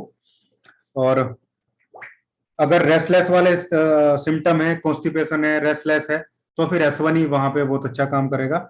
लेकिन अगर हेडेक है, थ्रोबिंग हेडेक है या पल्सेटिंग हेडेक है, तो भी तो आप S10 फिर वहां पे काम करेगा, लेकिन प्लांट वही है, कोक्लेरिया ऑफिसिनालिस। रिंगिंग इन ईयर्स, टेनेटिस की जो प्रॉब्लम है, वहां पे भी बहुत अच्छा इफेक्ट है। L2 बहुत अच्छी रेमेडी है वहां पे। S2 भी बहुत अच्छा काम करता है, कोक्लेरिया मेट्रिकारिया चमोमिला। वैसे भी कान दर्द में होम्योपैथी में भी मेट्रिकारिया चमोमिला का यूज किया जाता है, इसलिए ईयरक में, कान में, ईयर में पेन में हम यहाँ भी यूज कर सकते हैं उसका, कान में होने वाले दर्द में। S1 या S2 जो भी आपका सिलेक्शन रहे, दूसरी रेमेडी के साथ में C4 हो सकता है, C5 हो सकता है, ठीक है, G हो सकता है, RE हो सकता है। पैरोटिड ग्लैंड, सब मैक्सिलरी ग्लैंड में बहुत अच्छा इफेक्ट है। आई पेन में बहुत अच्छा इफेक्ट है, मैट्रिकारिया चमोमिला का। S12 में इसको डाला गया, वहां पे S12 में इसका इफेक्ट वहां पे देखिएगा। आईज में होने वाले किसी भी पेन में ये जो है काम करेगा। स्वेलन ग्लैंड, खासकर चाहे वो सब मैक्सिलरी ग्लैंड हो या फिर बाहर जो ग्लैंड दिख रही है, वो भी ग्लैंड में स्वेलिंग है तो भी वहां आप इसका यूज कर सकते हैं। और S1 का इफेक्ट है, S5 का इफेक्ट है ग्लैंड स्वेलन में, S2 का इफेक्ट भी है। और थ्रोट पेन है, गले में दर्द है, तो भी आप इसको ले सकते हैं। इसका मतलब कोक्लेरिया की बात कर रहे हैं, लेकिन कोक्लेरिया में, थ्रोट पेन में मैंने बताया S10 C13 के साथ में काम करता है। प्लांट पड़ा हुआ है क्योंकि वहां भी, इसलिए हम बात करेंगे। IBS में, इरिटेटेड बाउल सिंड्रोम में, S10 के साथ C10 या C15, हालांकि C10 ज्यादा अच्छा काम करता है। पेट दर्द में आप यूज कर सकते हैं। पेट दर्द में कोक्लेरिया ऑफिसर मेट्रिकारिया चमोमिला का मतलब हो गया। S5 और S10 का सिलेक्शन हो गया, पहले भी मैंने बताया आपको, दूसरे प्लांट में भी। वहां पे ये जो प्लांट है, इसका बहुत अच्छा इफेक्ट आपको देखने को मिलेगा। अब एक और इम्पोर्टेंट प्लांट लेते हैं, स्मिलेक्स मेडिका, मतलब सरसापरीला। और होम्योपैथी में भी बहुत इंपॉर्टेंट प्लांट है। किडनी के सभी जो पेटेंट जो मेडिसिन है, चाहे किसी भी कंपनी के, वहां मैक्सिमम देखने को मिल जाएगा। खासकर स्टोन और जो नेफ्राइटिस का जो केस होता है, उन उन सभी केस में आपको इसको देखने को मिल जाएगा। पेशाब का कम आना, ठीक है, पेशाब नहीं आ रहा है, पेशाब रुक गया है किसी वजह से, तो आप इसको, ये बहुत अच्छा काम करता है। मतलब S6 के थ्रू फिर आप वहां पे काम कराएंगे स्मिलेक्स मेडिका। लेकिन S1 में भी ये इफेक्ट दिखाएगा, ऐसा नहीं है। मैंने बताया आपको, जैसे ही S1 जो रेमेडी है वो निगेटिव होती चली जाएगी, उसका इफेक्ट दूसरे ऑर्गन पे भी बढ़ता चला जाएगा। मेन सिम्टम S1 के साथ मिल रहे हैं। मतलब अब आप देखिए कि जो कॉन्स्टिट्यूशनल रेमेडी है उसकी, मान लो किसी की S1 सेलेक्ट हो गई, इसलिए कॉन्स्टिट्यूशनल रेमेडी सेलेक्ट करने के बाद उसकी 2-4 डोज ही आदमी के पूरे सिस्टम को सही कर देती हैं। खासकर S ग्रुप की जो रेमेडी सेलेक्ट होंगी, उसमें से कोई भी रेमेडी, S1 और S2 तो खासकर। तो ऐसा नहीं है कि ये प्लांट इसमें ऐसे ही डाल दिए गए हैं, क्योंकि ये सारी मेडिसिन मेटिजी ने एक साथ नहीं बनाई है। मेडिजी ने सारी मेडिसिन को 1 by 1 बनाते गए हैं वो, कि ये मैंने S1 बनाया, S1 यहाँ काम कर रहा है, इन जगह प्रॉब्लम हो रही है, तो अब S2 बना लिया जाए, मेन प्लांट ये लेके, बाकी ये प्लांट उसके पीछे लगा दिया जाए। फिर ऐसे ही दूसरे मेडिसिन बनती गई। फिर C ग्रुप देखा कि भाई ऑर्गन में भी डिफरेंशिएटी आती है, ऑर्गन में भी प्रॉब्लम आती है, तो कहीं ना कहीं स्ट्रक्चर को साथ लेके C ग्रुप को ऐड किया गया। ऐसे ही धीरे धीरे धीरे ग्रुप बनते चले गए और मेडिसिन बनती चलेगी। तो सभी प्लांट का इफेक्ट है। और जितने भी प्लांट मैं आपको नक्स ओमिका के साथ बता रहा हूं, ये नक्स ओमिका को हेल्प करते हैं, उसकी जो मेन रेमेडी है। तो नक्स ओमिका को हम जब किसी ऐसी रेमेडी के साथ मिलकर देंगे कि जो किडनी पे जा रही है, तो इसका मतलब तो नक्स ओमिका को किडनी पे लेके जाएगा ना वो, और नक्स ओमिका अपना इफेक्ट दिखाएगी वहां पे फिर। तो ऐसा नहीं है कि स्मिलेक्स मेडिका या सरसापरीला S6 में मेन इफेक्ट दिखाएगी, ऐसा नहीं है, वो S1 में भी दिखाएगी। किडनी स्टोन में सरसापरीला बहुत अच्छा काम करता है। गनोरिया, S1 भी बहुत अच्छी रेमेडी है गोनोरिया की, S6 भी गाउट में काम करता है। इसलिए बहुत सारे लोग जो यूरिक एसिड है उसको कम करने के लिए S1 L1 A3 को नेगेटिव में देके बाहर निकालने का काम करते हैं। कुछ लोग S6 L1 A3 किडनी के फंक्शन को बढ़ा के फिर उसको काम करते हैं। या फिर दो तरीके हो सकते हैं कि यूरिक एसिड को हम ब्लड से पहले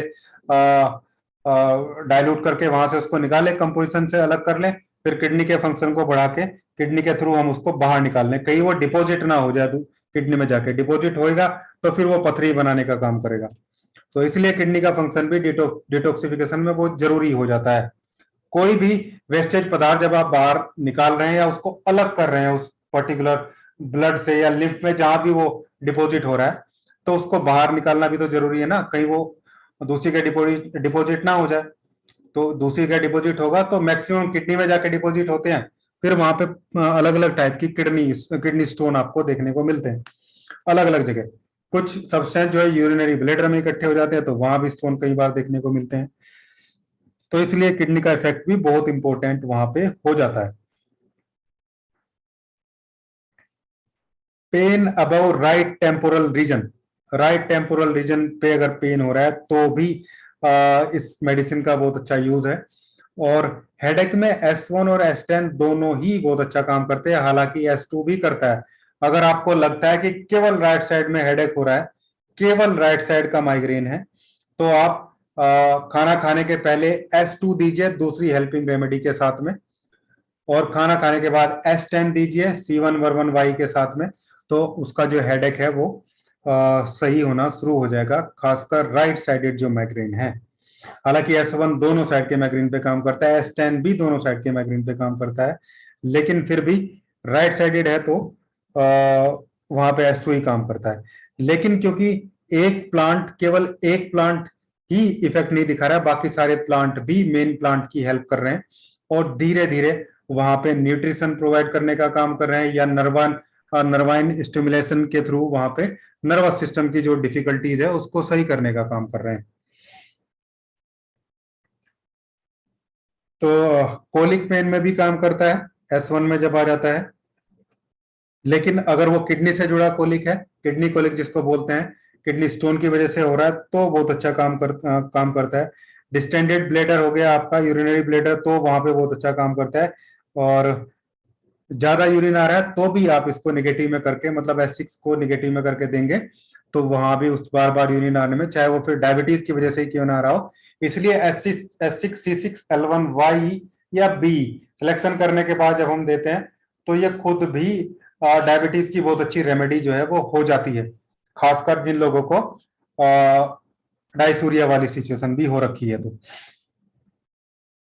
और S13 भी जो रेमेडी बनी है, कंपाउंड रेमेडी है, उसमें भी S6 को रखा गया है, और C6 भी है, C17 भी है, और बहुत अच्छी वो रेमेडी है, खासकर जो ग्लूकोज लेवल है उसको रिड्यूस करने के लिए। जब कंपाउंड रेमेडी पढ़ेंगे तो उसकी प्रॉपर्टी मैं आपको क्लियर करूंगा।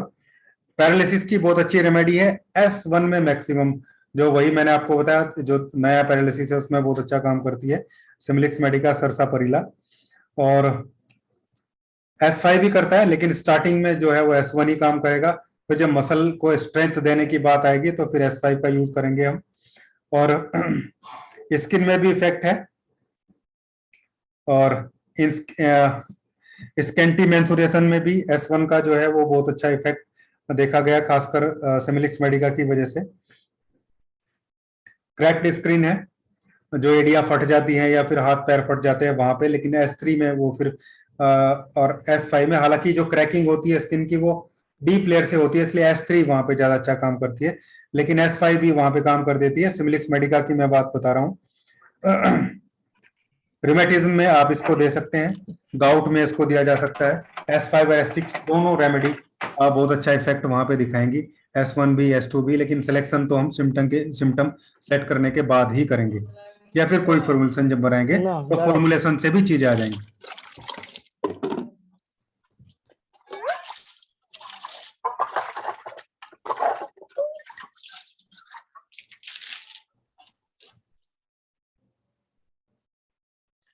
ये 78FCE7D इस नाम से जो भी ज्वाइन है, कल से प्लीज अपने नाम से ज्वाइन करिएगा। ऐसा कोई भी जो मेंबर है जो अपने नाम से ज्वाइन नहीं है, वो प्लीज अपने नाम से ज्वाइन करे। 78FCE7D, ये कोई नाम, कोई नंबर से किसी का मोबाइल आ रहा है। अभी माइक भी ऑन हुआ था इनका। चलिए आगे बढ़ते हैं। अब दो छोटे छोटे प्लांट हैं, उनको क्लियर कर लेते हैं। स्क्रोफुलोसो नोडोसा, हालांकि छोटा तो किसी को नहीं कह सकते हैं, सबकी अपनी प्रॉपर्टी है। ये भी थ्रू आउट एस ग्रुप में है, सभी जगह आपको मिलेगा पड़ा हुआ। ट्यूमर पे बहुत अच्छा काम करता है, और ग्लैंड जो स्वेलन हो गई वहां पे बहुत अच्छा काम करता है। किसी भी टाइप के ट्यूमर में आप इसको दे सकते हैं, S1 के रूप में भी, S5 के रूप में भी, S3 के रूप में भी। और स्किन इन्फेक्शन में बहुत अच्छा काम करता है, स्किन के सभी डिजीज पे ये काम करता है। डीप सीटेड डिजीज है तो S3, सुपरफिशियल ऊपर की लेयर की डिजीज है तो S5 के थ्रू काम करेगा। ट्यूमर कहीं भी हो रखा है वहां पे बहुत अच्छा इफेक्ट आपको दिखाएगा। S2 के रूप में वहां देते हैं, या S1 के रूप में आप उसको देंगे तो ट्यूमर को वो सही करने का वहां पे काम करेगा। लोकल अप्लाई में बहुत अच्छा इफेक्ट है, S5 को इसलिए लोकल अप्लाई में देते हैं, तो ये पेन को रिड्यूस करने का काम करता है, स्किन इरेप्शन को डाउन करने का काम करता है। इसलिए सभी स्किन ऑयल में जो है S5 या S3 को वहां पे ऐड किया जाता है। और एक्जिमा, खासकर कान के पीछे होने वाला जो एक्जिमा है वहां पे, वैसे तो किसी भी टाइप के एक्जिमा में काम करेगा। फोटोफोबिया की बहुत अच्छी रेमेडी है स्क्रोफुलोसा नोडोसा, जिनको फोटोफोबिया होता है S12 में इसको डाला गया है। और हालांकि S1 के साथ मैच हो रहे हैं सिम्टम, तो S1 भी वहां पे काम करेगा, थोड़ा निगेटिव देने पे S1 वहां भी जो है अपनी जगह पहुंच जाएगा। सोर आईबॉल है, बहुत ज्यादा काम करने की वजह से, या कंप्यूटर विजन सिंड्रोम हो गया किसी को, बहुत ज्यादा मोबाइल और कंप्यूटर देखने की वजह से, तो भी बहुत अच्छा काम करती है। इंटरनली भी और एक्सटर्नली भी S12 को दिया जा सकता है, या S5 को भी दिया जा सकता है इस केस में, लेकिन S12 ज्यादा अच्छा काम करता है F1WE वगैरह के साथ में लगा के। और S12C5 और GE की या WE की ड्रॉप बना के इसको आंखों में भी डालेंगे तो भी कंप्यूटर विजन सिंड्रोम में बहुत अच्छा काम करेगा। आई ड्रॉप बनाना में जब एक्सटर्नल एप्लीकेशन के प्रैक्टिकल में आपको बताऊंगा तो उसमें देखेंगे। वैसे मेरी वीडियो भी है उस पर, जो चाहे वो देख सकते हैं। एक जो लोग को फॉर्मुलेशन की रिक्वायरमेंट भी पड़ रही है, नए हैं, अभी नहीं जानते हैं, तो मेरी वेबसाइट के अलावा, सॉरी यूट्यूब के अलावा भी वेबसाइट भी है, उस पर भी 200, 150, 200 फॉर्मुलेशन है, सभी प्रैक्टिकल बेस है और बहुत अच्छे रिजल्ट उनके लोगों को मिलते हैं। वहां जाके भी दे सकते हैं, ग्रुप में मैंने नाम भी शेयर किया था उसका। तो ऐसे थोड़ी प्रैक्टिस आपकी जो है वो बढ़नी स्टार्ट हो जाएगी। हालांकि मैं खुद भी रोज 1-2 फॉर्मूला आपको बता ही रहा हूं, ये काम कर रहे हैं, लेकिन आपको एक टेस्ट जरूर करने हैं, ऐसा नहीं कि कॉपी में लिख के रख लेने। ठीक है, तो यहाँ पे ये काम करेगा। वर्टाइगो, चक्कर आने में बहुत अच्छा काम करता है। और किसी भी टाइप का एक्जिमा हो, कान के पीछे हो या फिर किसी भी जगह हो, वहां पे आप इसको देखेंगे। लीवर पेन में भी काम करता है स्क्रोफुलोसा नोडोसा, लीवर के प्रॉब्लम में। लीवर एब्सिस की बहुत अच्छी रेमेडी है, लीवर में जो फोड़े हो जाते हैं कई बार, उनकी बहुत अच्छी रेमेडी है, खासकर जो आपके बिनाइन जो एब्सिस होता है, कैंसर की बात नहीं कर रहा हूं मैं। S5 और S2 के रूप में बहुत अच्छा काम करता है, लेकिन S5 अकेला ही वहां पे जो है आपको देखेंगे कि उनको रिड्यूस करना शुरू हो जाता है। ईचिंग में बहुत अच्छा काम करता है इसको फ्लोसा नोडोसा, किसी भी टाइप की ईचिंग हो रही है। S1 को 30 डायल्यूशन में वैन-1 के साथ आप दे दो तो उसको फ्लोसा नोडोसा अपना इफेक्ट दिखाता है और ईचिंग जो है वो डाउन हो जाती है। लेकिन अगर वो डीप से आ रही है ईचिंग, तो फिर आपको कहीं ना कहीं C3 और S3 का यूज करना होगा, और थोड़ा डीप लेयर से वहां से निकलिए। लेकिन S1 भी 30 डायल्यूशन में देने से स्क्रोफ्लोसा नोडोसा की वजह से जो नॉर्मल ईचिंग है, ऑल ओवर ईचिंग है, पसीने की वजह से हो रही है, कपड़े उतारने के टाइम शाम को होती है, रात को होती है, S130 डायल्यूशन में कुछ दिन तक देने से चीजें जो है सही होनी स्टार्ट हो जाती हैं। तो ये था हमारा स्क्रोफलोसा नोडोसा। अब है नेस्टोटिनम ऑफिसिनलिस। यूरिनरी ट्रैक्ट की बहुत अच्छी रेमेडी है, यूरिनरी सिस्टम की बहुत अच्छी रेमेडी है। S1, S2 और S6 तीन रेमेडी में, वैसे तो और रेमेडी में भी ये पड़ी है, लेकिन S1, S2 और S6 तीन जगह बहुत अच्छा इफेक्ट है इसका, सिम्टम मैच करते हैं। S6 में ज्यादा बड़ा इफेक्ट है, यूरिनरी ट्रैक्ट इन्फेक्शन UTI है, और एंटी बैक्टीरियल इफेक्ट बहुत ज्यादा है इसका। बहुत सारे लोग हमारे इलेक्ट्रोहोम्योपैथी में बोलते हैं कि S5 एंटीबैक्टीरियल है, लेकिन S5 ही केवल एंटीबैक्टीरियल नहीं है, S5 से ज्यादा एंटीबैक्टीरियल S1 और S2 है, क्योंकि वहां दूसरी रेमेडी, हालांकि S1 में भी है, लेकिन दूसरी रेमेडी के साथ जो इफेक्ट बनता है वो ज्यादा अच्छा है। लेकिन जब A2 के साथ कोई भी रेमेडी ऐड हो जाती है, A2 और G के साथ, ध्यान रखना, हम बहुत अच्छी एंटीबैक्टीरियल रेमेडी अपने इलेक्ट्रोहोम्योपैथी में बना सकते हैं, जिसे आप किसी को भी दे सकते हैं। A2 और GE और वैन 3 रेमेडी सिलेक्ट करनी है। उसके साथ आपको एक S ग्रुप से रेमेडी लेनी है, एक C ग्रुप से रेमेडी लेनी है, सिलेक्ट कर लेना है। या कुछ भी नई चीजें हैं तो A2 S5 C5 van 1 GE, इसको आप बना के रख लीजिए। थोड़ा सा L1 की क्वांटिटी कम रहे थोड़ी, नहीं तो L1 की वैल्यू ज्यादा रखेंगे तो जिस डिजीज में भी देगी एक बार में वो बढ़ सकती है।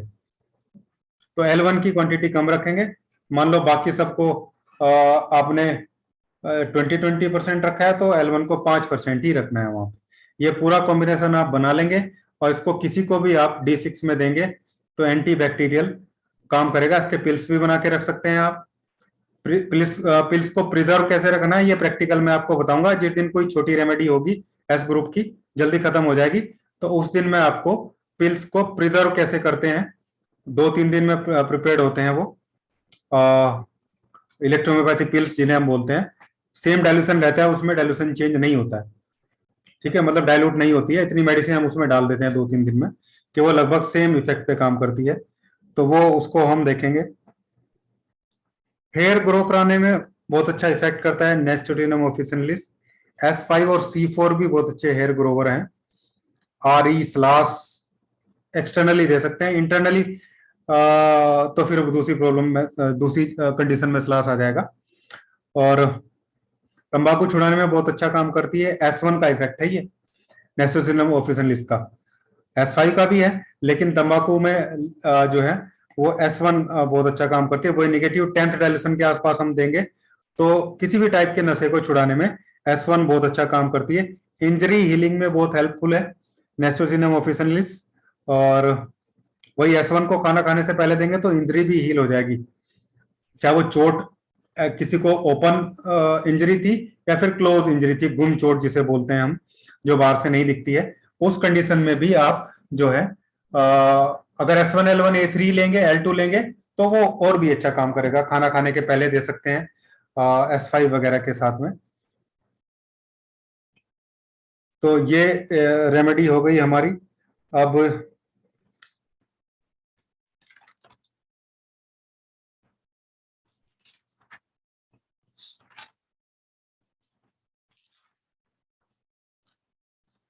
जो ये 2 रेमेडी और बची है हमारी, छोटी शॉर्ट डिस्क्रिप्शन ही है। टुसिलिको फरफेरा, इंपोर्टेंट तो ये भी है, लेकिन ये S12 में नहीं है। S12 के अलावा ये सभी रेमेडी में पड़ी हुई है। और ये भी UTI की ज्यादा अच्छी रेमेडी है, और यूरिनरी ट्रैक्ट में जो जितनी भी प्रॉब्लम है उनमें ये बहुत हेल्पफुल है। यूरेथ्रा में खासकर अगर प्रॉब्लम हो रही है, पिनाइल की कोई रिलेटेड प्रॉब्लम हो रही है, क्राउलिंग सेंसेशन है किसी को यूरेथ्रा में, ऐसा लगता है जैसे कुछ चल रहा है, कीड़ा टाइप सेंसेशन हो रही है वहां पे, यूरिनेट करने के बाद में, मिचुरेशन के बाद में ऐसा लगता है, या पेन होता है बहुत कुछ लोगों को यूरिन करने के बाद में, तो वहां पे ये रेमेडी बहुत अच्छा काम करती है, खासकर जब S2 या S6 में हम इसका सिलेक्शन करेंगे। लेकिन अगर प्योर लिम्फेटिक है तो आप वहां पे S1 का सिलेक्शन उसमें कर सकते हैं, या फिर S1 को पहले दे सकते हैं, बाकी रेमेडी को खाना खाने के बाद में अल्टरनेट करके भी दे सकते हैं। लेकिन मेन जो है यूरिनरी ट्रैक्ट का इन्फेक्शन इस प्लांट का है, और ये S12 को छोड़ के बाकी सभी में पड़ा हुआ है, मध्य में सभी जगह अपना इफेक्ट दिखाएगा। और कोई भी रेमेडी पहले मेनली चीफली किसी ऑर्गन पे काम करती है। जैसे S1 की बात की, बताया किसी ने, कभी स्टमक पे काम करती है, लेकिन केवल स्टमक पे काम नहीं करेगी वो, उसके जो हेल्पिंग ऑर्गन है वहां पे भी काम करेगी। और जैसे जैसे वो डाइल्यूट होती चली जाएगी, उसका जो एरिया है वो एक्शन ऑफ सर्कल है वो बढ़ता चला जाएगा। फिर वो स्टमक के साथ इंटेस्टाइन पे आ जाएगी, लिवर पे आ जाएगी, गोल ब्लेडर पे, पैनक्रियाज पे आ जाएगी, इसोफेगस पे आ जाएगी, थ्रोट पे आ जाएगी, बहुत ज्यादा नेगेटिव हो जाएगी। फिर वो नर्वाइन भी काम करती है। इसलिए आप देखो कि नर्वाइन प्रॉब्लम में भी S1 यूज हो रहा है, और स्टमक के प्रॉब्लम में भी जो S1 यूज हो रहा है, ठीक है ना, क्योंकि वो नेगेटिव होने के बाद फिर वो नर्वस सिस्टम पे भी वहां पे इफेक्ट उसका पहुंच जाता है। और हमारे मैक्सिमम जो रेमेडी दूसरे पैथी में है वो ब्लड ब्रेन बैरियर जो होता है हमारे नर्वस सिस्टम में उसको ब्रेक नहीं कर पाती है। लेकिन S1 और वर्वन दो ऐसी रेमेडी है जो ब्लड ब्रेन बैरियर को, रेस्टेंट भी ऐसी है जो इसको क्रॉस करके जो है और नर्वस सिस्टम पे इफेक्ट डालती है। इसलिए तो भयानक से भयानक अगर किसी का क्या बोलते हैं उसको, माइग्रेन है, हेडेक है, जो कहीं से ठीक नहीं हो रहा है, वो है जो मेरा फॉर्मूला है जो मैं आपको बताता हूँ, वीडियो में भी, यूट्यूब पे भी मैंने बताया, वेबसाइट पे भी, S10C1 इसको आप नेगेटिव करके देंगे तो 2 दिन में, 1 दिन में नहीं तो 2 दिन में नहीं तो 3 दिन में जो है रिलीफ जो है माइग्रेन में आ जाएगा और इस लेवल तक आ जाएगा कि वो पेशेंट आपको बोलेगा कि मुझे काफी जो है राहत है। धीरे धीरे डायल्यूशन चेंज करते जाएंगे, स्थिति बढ़ाते जाएंगे तो चीजें रिकवर होनी शुरू हो जाएंगी। F1 भी ले सकते हैं तो S10 F1 WE वर्वन इसका सिलेक्शन करेंगे आप। और अगर 147 से देंगे तो और ज्यादा अच्छा है थर्ड डायल्यूशन में, या 19 से ही आप प्रैक्टिस करते हैं तो कोई दिक्कत नहीं, D6 में दे दो आप। यहाँ थर्ड डायल्यूशन वाला है जो इसकी आप 15 से 20 ड्रॉप दे दें, D6 में काम करते हैं तो D6 वाले केस में मैं भी मैक्सिमम कोशिश करता हूँ कि 10 ड्रॉप ही दी जाए, 10 ड्रॉप दिन में 3 बार या 4 बार जैसा भी केस है। और 147 से थर्ड में आप दे रहे हैं तो आप उसको 15 से 20 ड्रॉप दिन में 3 बार या 4 बार दे सकते हैं, कोई दिक्कत इसमें नहीं होगी। और सबसे बड़ी चीज है कि इस फॉर्मूले से कभी भी एग्रावेट नहीं होता है, सिचुएशन कभी भी जो है वो कंडीशन से बाहर नहीं जाएगी, फायदा ही होगा हमेशा, मैक्सिमम केस में फायदा ही होगा। बाकी कॉम्प्रेस भी आप इसमें दे सकते हैं जो भी आपको लगे। और कई बार ऐसा होता है कि रिलीफ नहीं हुआ किसी को तो आप इसमें A1 ऐड कर लीजिए, इसी रेमेडी में A1 ऐड कर लो आप, तो फिर इसका इफेक्ट और ज्यादा बढ़ जाएगा। और अगर मेल है तो, फीमेल है तो A3 ऐड कर लो आप, ये थोड़ा ध्यान रखना, ये कंसिडरेशन है, जैसे जैसे हम रेमेडी पढ़ते चलेंगे समझते चले जाएंगे। फीमेल है तो आप इसमें A3 ऐड कर लो, मेल है तो A1 ऐड कर लो, तो माइग्रेन का कंप्लीट जो है ये बन जाएगा। हेडेक हालांकि एक्यूट में थोड़ा सा, एक्यूट में तो F1W देंगे तो भी काम करेगा। F1W एक्यूट हेडेक है, अभी हुआ किसी को F1W दे दो तो उसी से काम हो जाएगा। C1 छूट गया इसमें, सॉरी, C1 तो बहुत जरूरी है। तो ये चीजें हम इसमें ध्यान रखेंगे, ये हमारी इस प्लांट की प्रॉपर्टी है। किसी का मुंह बहुत ज्यादा सूखता है, बार बार प्यास लगती है, चाहे वो डायबिटिक है नॉन डायबिटिक है, तो भी ये बहुत अच्छा काम करती है।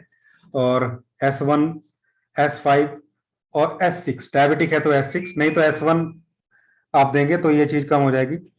बहुत ज्यादा सलाइवेशन होता है, बहुत ज्यादा, कुछ लोगों को बहुत ज्यादा सलाइवेशन होता है, मुंह में बहुत ज्यादा लार बनती है, उनको भी आप, इसका कंसिडरेशन है S1 के थ्रू देंगे और निगेटिव करके देंगे। S2 भी काम करेगा, S2C2 भी निगेटिव करके देंगे तो भी काम करेगा, S1 को निगेटिव करके देंगे तो भी काम करेगा। दोनों कंडीशन में ही जो एक्सेस सलाइवेशन है उसमें जो है वो आराम आपको देखने को मिलेगा। इन्फ्लामेशन है किसी भी टाइम की, रिमेटिज्म की वजह से है, तो भी वहां हम देंगे, S1 के थ्रू काम करेगा। इन्फ्लामेशन हो रही है, रेडनेस हो रही है, स्वेलिंग हो रही है, रिमेटिज्म का केस है, घुटनों में दर्द है, चाहे छोटे छोटे जो जॉइंट्स होते हैं गाउट की वजह से उनमें दर्द है, वहां पे भी सिलेक्शन रहेगा। L2 के थ्रू हम देंगे वहां पे S1 में, S1 L1 A3 का जो कॉम्बिनेशन होता है उसके थ्रू देंगे। दूसरी हेल्पिंग रेमेडी है जो वो सिलेक्ट करके हम देंगे तो ये वहां पे काम करेगी। स्पर्मेटिक कोड में पेन हो रहा है किसी की, जो स्पर्मेटिक कोड होती है वहां पे पेन देखने को मिलता है, वहां पे S3C3 के साथ आप देंगे, S3C3 और GE या RE, वो आपको एक्चुअली देखना होगा वहां पे सिलेक्शन।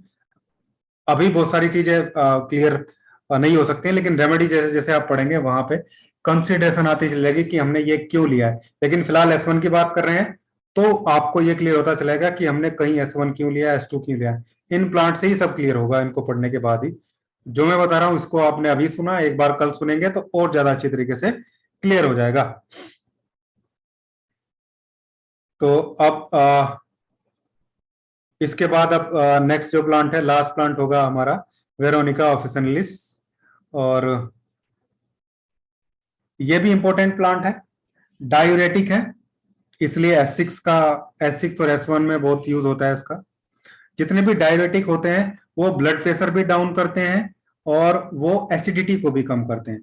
तो ऐसा भी बहुत बार देखा गया कि S1, S2 और S10 ये तो एसिडिटी, हाइपर एसिडिटी में दिए ही जा रहे हैं, क्योर भी कर रहे हैं, लेकिन जब हम डायरेटिक्स का यूज करते हैं, जैसे आप रेनिटेडिन वगैरह लेते हैं, एंटासिड जितने भी होते हैं, इनको लेने के बाद में, खासकर वो जो खाली पेट नहीं लेते हम, DSR वगैरह को अगर छोड़ दिया जाए, तो रेनाटिडिन हो गए या दूसरे जो एंटासिड हो गए, जो खाना एसिडिटी होने के बाद मैक्सिमम लोग लेते हैं, तो उस टाइम आप देखते हैं कि उनसे यूरिन का फ्लो भी बढ़ता है।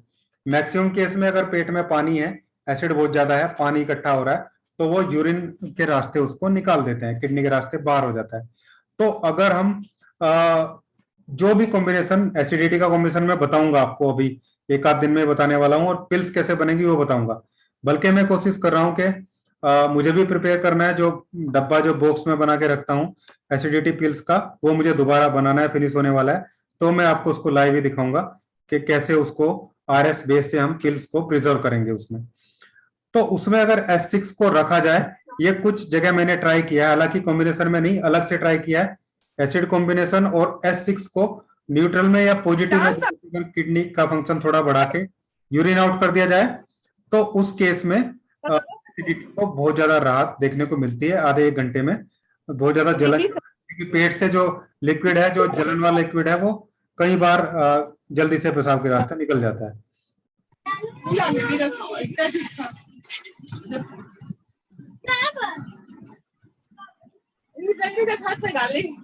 लक्ष्मण साहू जी जी सर। म्यूट करो सर।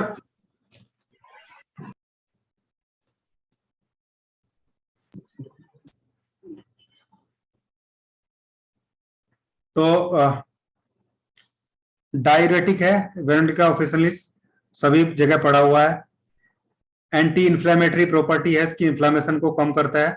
S5, S6, S1 तीनों ही एंटी इंफ्लामेटिक होते हैं। S6 के साथ भी L1A3 देके आप इन्फ्लामेशन कम कर सकते हैं, S5 के साथ भी, S1 के साथ भी।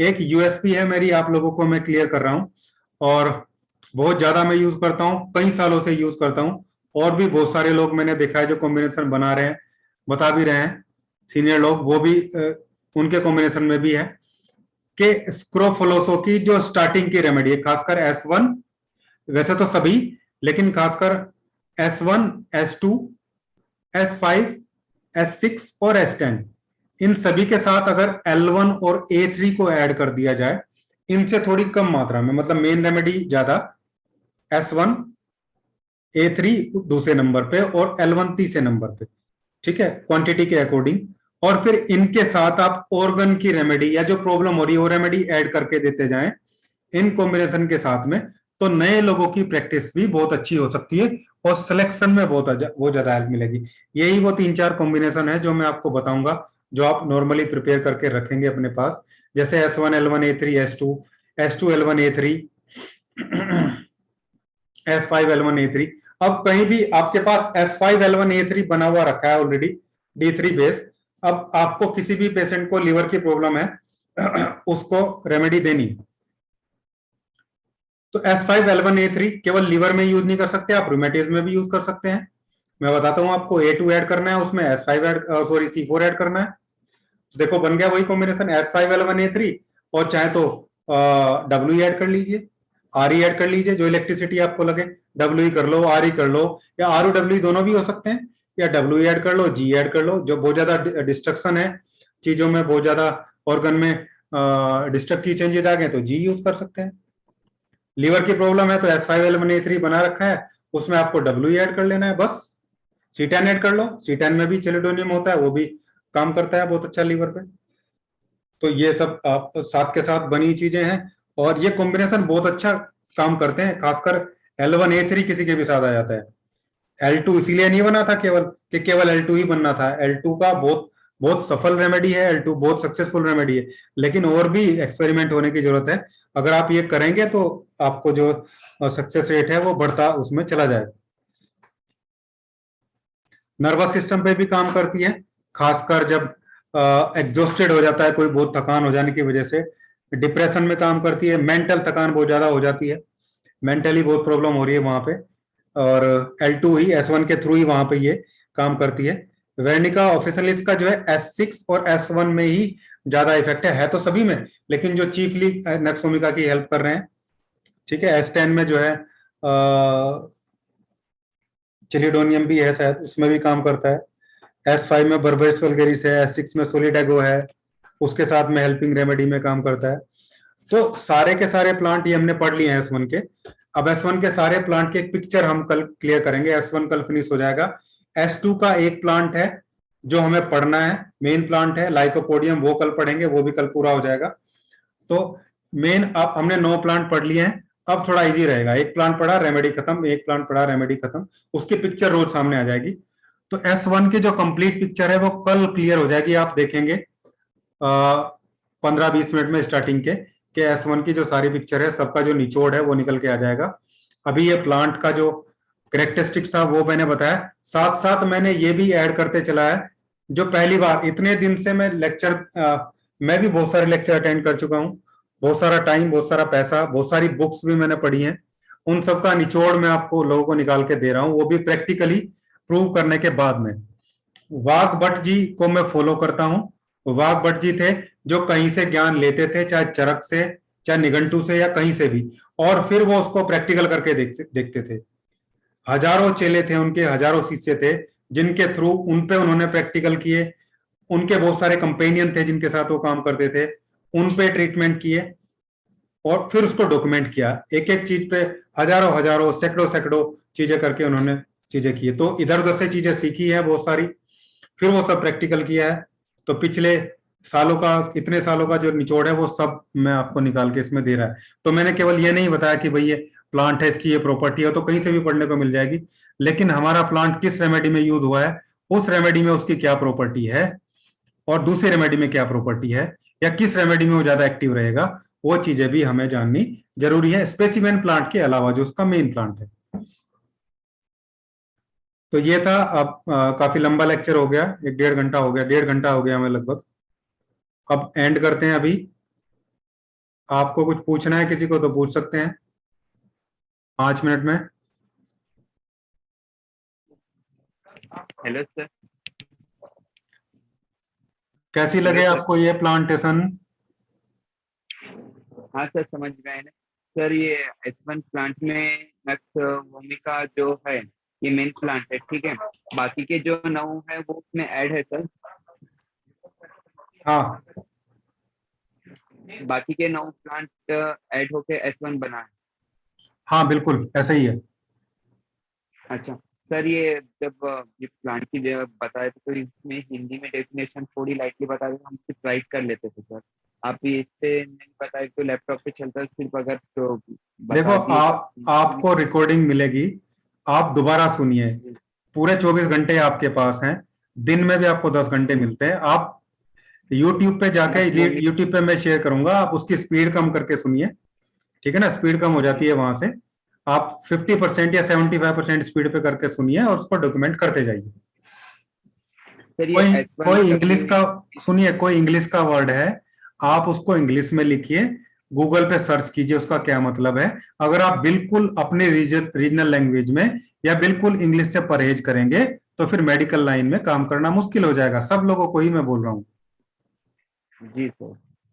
ठीक है, फिर भी नहीं समझ में आता है तो अगले दिन पूछ लो, कोई दिक्कत नहीं। ठीक है जी। S1 और W का जो बताए थे सर फॉर्मूला, तो उसको D4 में लेना है। S1 और WE, थकान हो रही है, कमजोरी हो रही है, ठीक है ना, कोई बहुत ज्यादा ट्रैवलिंग करके आया है, बहुत ज्यादा फिजिकल वर्क करके आया है, तो उसको D4 में दे दो आप, 4-5 बूंदे पानी में डाल के दे दो। ठीक है। ठीक है ना, एक गिलास पानी में 2-4-5 बूंदे डाल के दे दो D4 की, कमजोरी हट जाएगी थोड़ी देर में उसकी। ग्लूकोन डी से भी अच्छा काम करेगा। ठीक है सर, धन्यवाद। बस थोड़ा सा ये रखना है कि S1 की वैल्यू कम रख लो, अब 40% S1 और 60% WE। जी सर, ठीक है, धन्यवाद।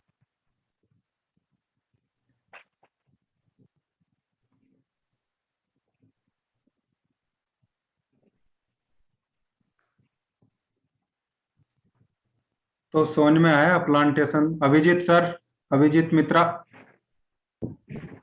हाँ सर, बहुत अच्छा हुआ सर। रिकॉर्डिंग ऑफ कर दीजिए सर। हाँ, रिकॉर्डिंग सुबह मिल जाएगा, सुबह कोशिश करूंगा। नहीं सर, अभी भी रिकॉर्डिंग चल रहा है, यही बोल रहा हूँ। अच्छा आपका हो अच्छा, गया ना सर? रिकॉर्डिंग, हाँ हाँ हाँ हाँ। Okay, thank you, stop.